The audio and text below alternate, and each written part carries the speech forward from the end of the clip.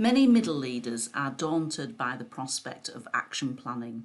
They look at a grid in a program such as Word that asks them what their objectives are, and suddenly their minds are blank.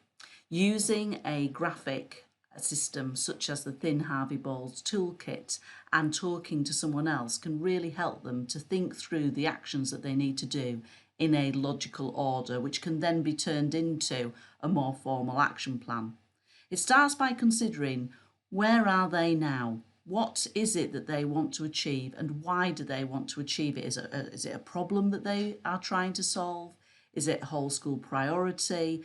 Who does the actions relate to? What is it that they actually want to achieve, and why do they want to achieve this?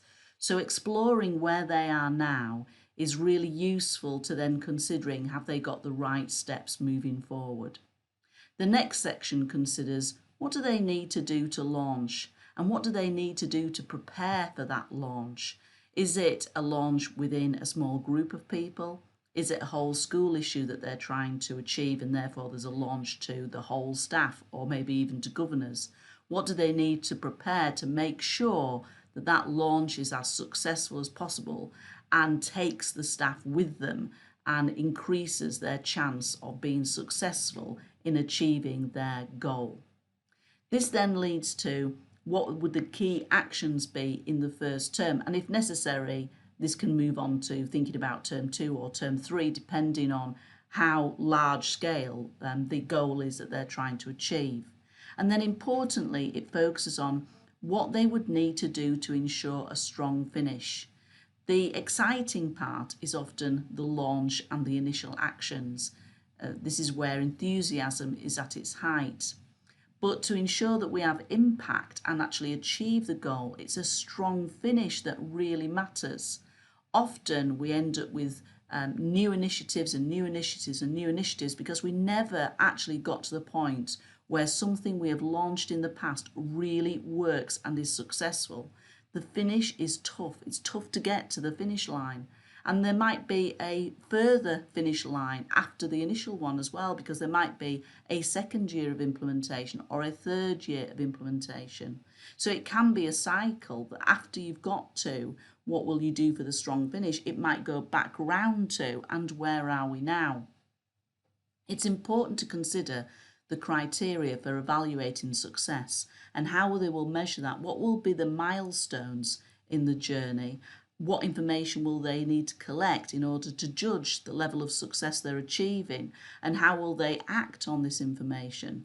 Quite often monitoring activities stop at the actual end of monitoring rather than leading to follow-up actions that improve and take the school further towards the goals.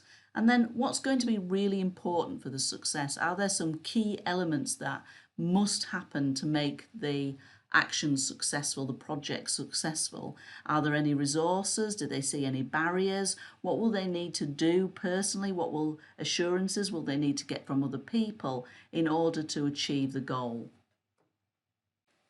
The coach does all of the scribing, leaving the coachee to concentrate on the thinking.